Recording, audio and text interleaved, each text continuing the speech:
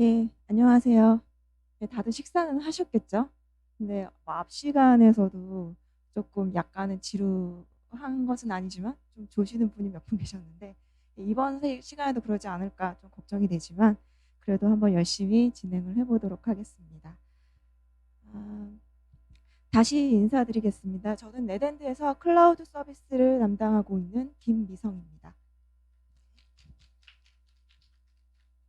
오늘 말씀드린 내용은 뭐 클라우드 너무나 잘 알고 계시죠. 근데 너무 많이 사용하기 때문에 보안도 우리가 함께 생각을 해봐야 됩니다. 그렇기 때문에 보안에 대응하는 우리가 어떤 방법이 있는지 이런 부분을 한번 얘기를 해보도록 하겠습니다.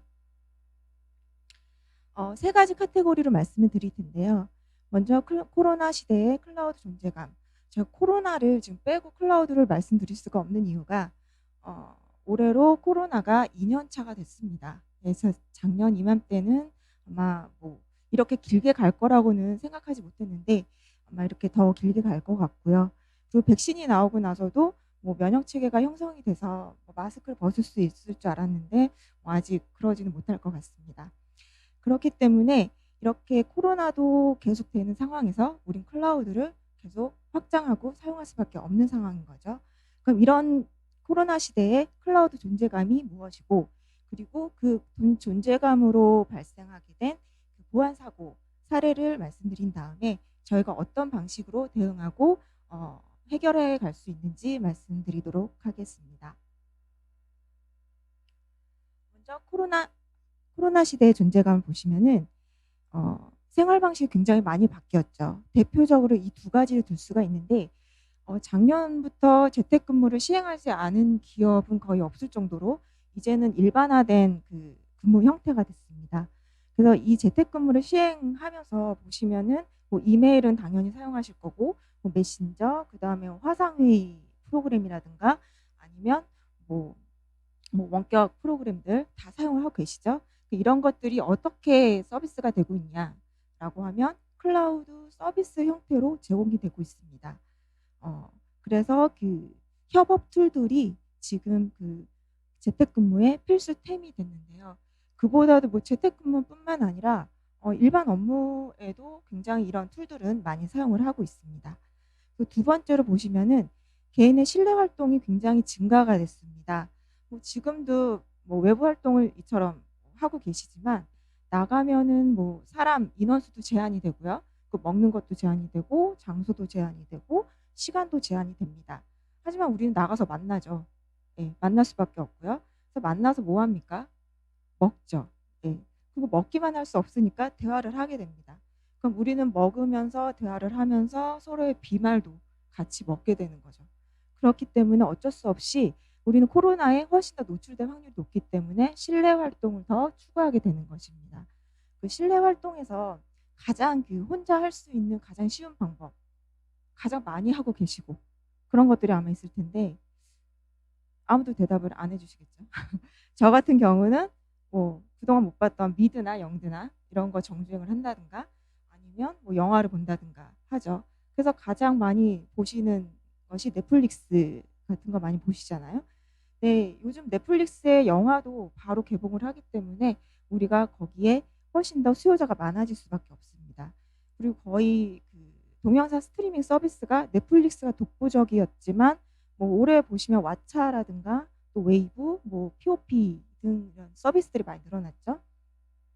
그렇다라고 뭐 드라마만 보면서 우리가 생활할 수는 없잖아요. 그렇기 때문에 집에서 뭐 온라인으로 소통도 하고 홈트도 하고 요즘은 그 온라인으로 PT도 해주고 바로바로 피드백을 주는 그런 시스템도 있더라고요. 그 VR을 통해서 뭐 복싱을 한다던가 뭐 이런 것도 제가 한번 해본 적이 있습니다. 이렇기 때문에 우리의 생활이 실내 활동이 훨씬 더 이런 그 클라우드 기반의 서비스 형태로 제공되는 이런 것을 활용하고 진행을 하고 있습니다. 그럼 이런 코로나 시대에 클라우드의 존재감 굉장히 커지고 있는데 그렇다라고 하면은 이런 보안 사고는 없었는가? 그래서 대표적인 보안 사고 몇 가지를 예를 들어서 말씀을 드리겠습니다. 먼저 그 미국의 금융지주 회사의 그 개인정보 유출 사건인데요. 이 유출 사건은 약 1억 600만 명의 정보가 유출이 됐습니다. 그래서 이 사건으로 인해서 1억 5천만 달러의 손해를 받고 1억 우리나라 돈으로 1,773억 원의 피해를 받습니다. 여기서 유출된 정보에는 뭐 개인의 개인정보, 이름, 그다음에 금융지주회사이기 때문에 신용카드를 사용하는 고객은 SSN 정보라고 있습니다. 이것은 우리나라의 주민번호에 맞먹는 그런 번호고요. 그리고 뭐 은행의 계좌번호, 신용카드 정보 이런 것들이 유출이 됐습니다. 근데 더 놀라운 것은 이 사고를 일으킨 용의자가 2015년도, 16년도에 AWS 엔지니어로 근무를 했다라는 사실입니다. 경력을 10분 발휘해서 이런 사고를 벌였죠. 그래서 그 후에 캐피탈원에서는 보안에 대한 문제를 해결했다라고 하지만 그래도 이미 유출된 사고에 대해서는 정보에 대해서는 더 이상 뭐 어떻게 할 수가 없는 상황인 거죠. 자, 두 번째 보실 사건은 인도 혼다 앱 사용자의 5만 명 정보 유출 사고인데 숫자는 적습니다. 앞의 사례들보다는. 하지만 여기는 앱 사용자라는 문제가 있습니다. 여기 지금 보시는 그림이 실제로 S3 버킷에서 유출된 정보의 파일 구조입니다. 여기 보시면 유저의 정보도 있고요. 그렇기 때문에 이 유저로 핸드폰, 그 앱을 사용하는 사용자의 핸드폰에 접근해서 다른 정보까지도 빼올 수 있는 그런 정보들입니다. 그래서 이 앱은 자동차에 관련된 어플이기 때문에 그 사용자가 어디서 출발을 하고 어디로 가고, 그러니까 내가 사는 곳과 그 다음에 일하는 곳, 그 다음에 쇼핑 정보, 뭐 여가 활동을 어디서 하는지 이런 정보들을 모두 유출해낼 수 있는 그런 정보였고요. 거의 스토킹 수준에 가까운 그런 정보를 얻을 수 있는 아주 심각한 사건이었습니다. 이후에 어떻게 뭐 조치를 취했다라고는 보도되지 않았기 때문에 더 이상은 뭐 유출되지 않기를 바라는 마음입니다. 자, 마지막으로 다들 이건 경험을 다 알고 계실 거예요. 우리나라 AWS 서울 이전에 접속 장애가 있었습니다. 2018년도 11월에 있었고요. 약 84분가량 진행이 됐습니다. 1시간 넘게요. 이 사고 지금 보시는 거는 AWS 공식 페이지에서 사건의 사고의 경로와 그다음에 조치 내용을 보도한 내용인데, 이 사고로 인해서 뭐 빅스비 서비스라든가 신한금융, 그다음에 뭐 이커머스 쪽에서는 야놀자, 그다음에 뭐 마켓컬리 같은 데서 피해를 봤죠. 근데 이 사고가 일어난 후에 약간 20일 정도 지나서 조치 내용을 나오긴 했는데 이 조치 내용이 상당히 좀 미흡하긴 합니다.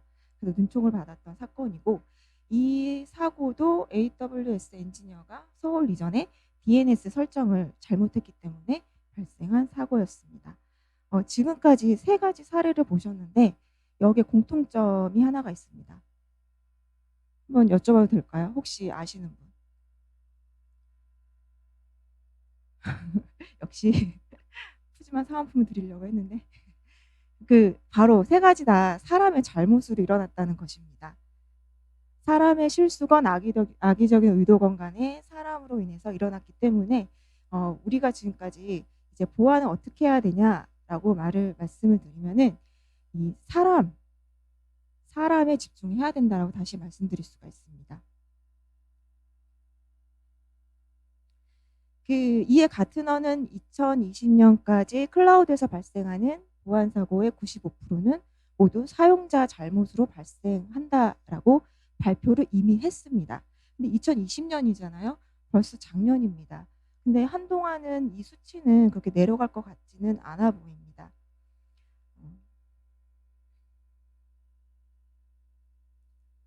그래서 이 보안 사고가 일어났을 때 우리가 한 가지 더 짚어봐야 될 부분이 있는데, 이 책임 공유 모델 클라우드 사용하시는 분들은 다들 아실 거예요.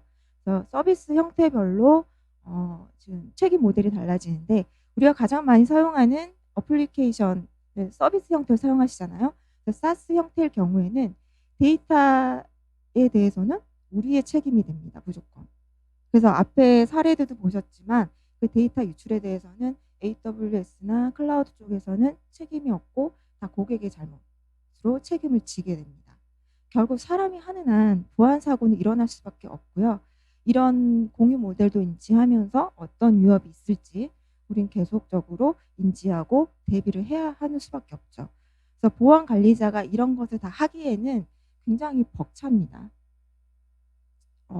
해야 할 몫이긴 하지만 그래서 이 시간 통해서 한번 그 관리자의 고민을 같이 고민을 해보도록 하겠습니다. 지금까지 결론 보시면 바로 사용자의 실수를 최소화하는 것, 사용자가 뭔가 작업하는 것을 최소화하는 것이 우리가 보안에 대응할 수 있는 가장 최선의 길이겠죠. 그래서 어떤 해결 방안이 있는지 한번 보시겠습니다. 여기서 한 가지 그 CSA에서 작년에 최악의 보안위협 11가지를 발표했는데 지금 표시한 빨간색 부분, 이 부분이 사람에 의해서 발생할 수 있는 보안 위협입니다. 그럼 이 빨간색 부분만 우리가 잘 대응을 한다라고 하면 앞에 가트너가 95%라는 수치를 내놨잖아요. 그 부분을 우리가 대응할 수 있다라는 말과 같아집니다. 그래서 이런 보안 위협을 대응할 때 우리가 사람이 어차피 할 거지만 사람이 하긴 벅차기 때문에 바로 솔루션의 도움을 받는 것입니다. 그렇다라고 하면 솔루션을 아무거나 선택할 수는 없잖아요. 그래서 저희는 그 솔루션에서 요구하는 보안 요구 사항이 무엇이 있을까 한번 생각을 해봤습니다. 먼저 관리적 보안, 운영적 보안 두 가지로 볼 수 있는데 먼저 관리적 보안에서는 위험 관리를 계속 해야 되기 때문에 모니터링이 필요합니다. 그리고 법적 이슈에 대해서 대응이 가능한가? 그리고 컴플라이언스의 조건을 충족을 하는가? 그 사용자 계정 보호는 어떤 식으로 하고 있는지, 뭐 대체 인증을 한다라든지 아니면 MFA를 지원한다라든지 그리고 데이터 이동성 이 부분은 지금 클라우드를 아직 사용하고 있지 않은 온프로미스 환경을 사용하고 있다가 클라우드를 옮기거나 아니면 AWS에서 다른 뭐 GCP나 뭐 OCI나 이쪽으로 옮긴다거나 아니면 AWS 사용하고 있어도 리전을 옮길 수 있잖아요. 그랬을 때 어쩔 수 없이 데이터 이동성은 발생을 합니다. 빈번하진 않겠지만 반드시 발생하게 되죠. 이랬을 때 얼마나 용이하게 대응할 수 있는지 살펴봐야 되고 두 번째로 운영적 보안 측면에서 보시면 가장 중요한 데이터 저장 및 관리 부분입니다. 사용자의 데이터를 어떤 식으로 암호화하고 그리고 주기적인 백업을 하고 있는지 그리고 그런 것들을 살펴봐야 되고요. 가장 기본이 되죠. 그 인증 및 접근 제어. 어떤 식으로 인증을 해서 비인가 고객이 접근을 못해서 데이터를 보호할 수 있는지 이런 보안 요구 사항들을 체크해 보시고 여기에 적합한 솔루션을 선택을 하셔야 됩니다. 그래서 이 접근 제어 솔루션을 보실 때 어떤 여러 가지 기술들이 있는데 세 가지로 한번 나눠봤습니다. 일반적으로 접근 제어 기법은 총 3가지가 있습니다. 역할 기반으로 권한을 부여하는 다들 아시죠? RBAC가 있고요. 그리고 사용자가 소유한 자원의 권한을 부여하는 DAC가 있습니다. 그리고 지금 AWS에서 이 속성 기반을 사용하고 있고요. ABAC라고 AWS 사용하고 있는 접근 제어 기법입니다. 그다음에 이것은 일반적으로 사용하고 있고 지금도 이걸 복합적으로 사용하거나 아니면 상황에 맞게 선택적으로 사용할 수 있다는 것이죠. 그리고 두 번째로 그러면 클라우드 환경에서의 접근 제어 기술은 뭐가 있냐. 계정 연계. 이게 여러 클라우드를 사용할 수밖에 없기 때문에 하나의 계정으로 도메인에 접근한다든가 아니면 시스템에 접근한다든가 뭐 이런 식으로 하나의 계정으로 연계해서 쓸 수 있어야 됩니다. 그리고 그러면 관리자 측면에서는 그 계정의 중복이 제거되기 때문에 굉장히 편해지고요. 사용자 입장에서는 하나의 계정으로 여러 시스템에 접근할 수 있기 때문에 굉장히 사용성이 용이해집니다. 그리고 그 앞에서 말씀드린 ABAC를 쓴다라고 하면 그 계정의 속성이나 프로비전이 잘 되어 있어야 됩니다. 여기에 권한을 부여해야 되기 때문에 이 기법을 보시면 되고 그 클라우드 쪽에 보시면 권한 계층이라는 것이 있습니다. 지금 여기에는 안 나와 있는데 PDP와 PEP가 있는데 PDP는 그 정책을 결정하는 시점에 권한을 부여하는 정책이 있고 그다음에 PEP는 그 정책을 시행하는 시점에 권한을 부여하는 그런 기법이 있습니다. 이런 기술들을 한번 체크해 보시면 될 것 같고요. 그 데이터 보호는 어떻게 하고 있나 너무나 뻔한 얘기지만 잘 안 되고 있는 부분이죠. 정책 기반으로 앞에 그 접근 제어 기법을 얼마나 활용해서 접근 제어를 하고 있는지 보시면 되고 그다음에 검색 기능을 암호화해서 그리고 이 검색 기능 암호화된 데이터를 어떤 식으로 관리를 하는지, 이 데이터를 보호할 수 있는 키를 따로 관리하고 있는지, 이런 부분의 기술을 도입을 해서 잘 활용하고 있는지 점검을 해보셔야 됩니다. 다음으로 이 접근 제어 솔루션 도입했을 때 장점이 있죠. 굉장히 많습니다. 근데 이 중에 12가지를 뽑았는데 제가 개인적으로 생각하기에 가장 큰 장점은 비용이라고 생각을 합니다. 서비스 형태로 도입한다라는 것은 일단은 비용 감소를 위해서 도입을 하는 거기 때문에. 근데 오늘의 키는 보안이잖아요. 그래서 제가 보안이 강화된다라는 측면을 더 강조를 드리겠습니다. 내용을 쭉 읽어보시면 될 것 같고요. 배포된 자료에도 나와 있으니까 참고해 주시기 바랍니다. 그래서 이런 앞에 말씀드린 여러 가지 기술들과 보안 요구사항을 충족하는 그런 솔루션을 선택을 해야 되고요. 이렇게 장점을 쭉 말씀을 드렸는데, 이것을 아무리 혁신적인 기술을 도입하고 접근 제어 기술을 가지고 있다라고 하더라도 사람이 하는 한 보안 사고는 일어날 수밖에 없습니다. 하지만 이걸 최소화하기 위해서 우리는 뭔가 선택을 해야 되는 거고요. 그리고 이런 능력 있는 업체를 선정하는 것도 보안 관리자의 가장 큰 몫이고 책임입니다. 그래서 이 능력 있는 업체, 저희 네랜드가 준비하고 있는 사스형 접근 제어에 대한 플랫폼 그림을 설명드리고 짧지만 조금 길었던 시간을 마치도록 하겠습니다. 간단합니다. 전체 그림이기 때문에 왼쪽은 저희 네랜드의 서비스 플랫폼이라고 보시면 되고, 오른쪽은 고객존이라고 보시면 됩니다. 그래서 고객존에 사용자가 있을 거고요. 그 사용자가 접근하고자 하는 클라우드의 리소스가 있을 겁니다. 클라우드 있을 수도 있고 아닐 수도 있는데 어쨌든 리소스가 있고, 그럼 사용자는 고객존에 있지 않고 저희 네랜드 쪽에 있는 서비스 쪽으로 접근을 하게 되죠. 그럼 여기서 여러 가지 정책을 아까 기법에 의해서 정책 부여하게 됩니다. 정책이 부여가 다 됐고 정리가 됐다라고 하면 이제 베스천을 통해서 접속을 요청을 하게 되겠죠. 프로토콜은 사용자 원하는 대로. 그럼 베스천은 이 사용자가 접근이 가능해도 돼? 또는 프로토콜에 권한이 있는지 확인을 하게 됩니다. 정책 서버를 통해서요. 그러면 이제 권한이 확인됐다라고 하면 요청한 프로토콜로 이렇게 다시 베스천으로 응답을 줘서 이 베스천이 고객존에 있는 클라우드나 다른 리소스에 접근을 하게 됩니다. 이런 식으로 예전에 환경과 달라진 것이, 고객존에는 어떠한 설치라든가 서버가 들어간다거나 이런 구성이 아닙니다.